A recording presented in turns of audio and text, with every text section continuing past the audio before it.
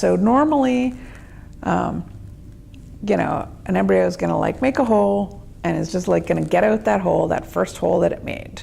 But sometimes that doesn't happen. Sometimes like a snake bumps into it and now its face is like pointing a different place and the hole is over here and the egg is now collapsed on it. What's it going to do, right? It has to have a plan B. It has to have a way to get out of that now more complicated situation, right? We know that like human birth can also be complicated if like the baby is not facing the right way, right?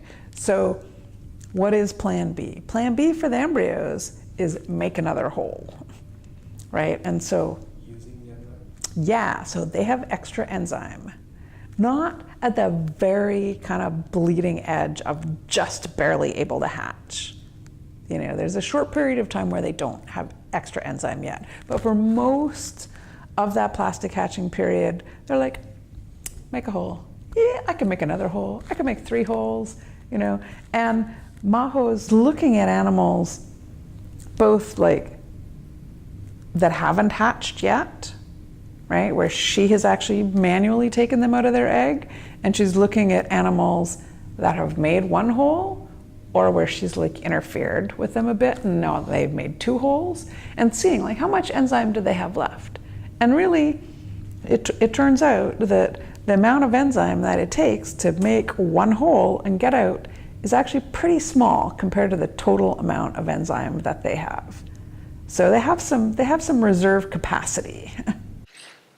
So this is the 5-day embryo, and we're inducing hatching, just jiggling to bother him. To bother him? Yeah. In the sense that you wanted him to move a little bit more? Yeah, we moved the embryo and we tried to touch the head, just like hit head a little bit, Okay. moving. So he reacts very quick, trying to make a hole. I mean, sometimes they will like move around and like try to find the first hole again, but a lot of times they'll just make another hole. Right. And it could happen, right? So like I think the most common situation where that's going to happen is actually in a predator attack. So like an embryo might start making a hole, but then, you know, like a wasp comes and nibbles at that side of its egg, and so it has to like move around to the other side, and now, you know, it needs to make another hole. Or we've actually seen in the snake video a case where an embryo was starting to make a hole, and the snake came in, didn't actually attack that embryo, but as it was eating the one next door, it kind of jostled that one away from its original hole, and then, so then it had to make another hole.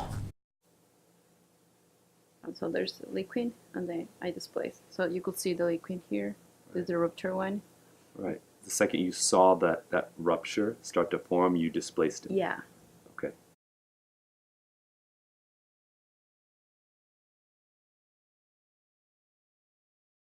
Why is it essentially that they're able to make these holes more quickly and escape so much easier than the 3-day? Well, first, the storage of the hatching enzyme is bigger in the 3 and 5-day embryos, comparison with the youngest ones, the 3 days.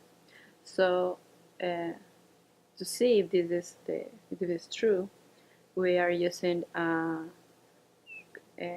custom-made antibody for hatching enzyme, and we found that yes, the 5-day embryos have a lot of hatching enzyme.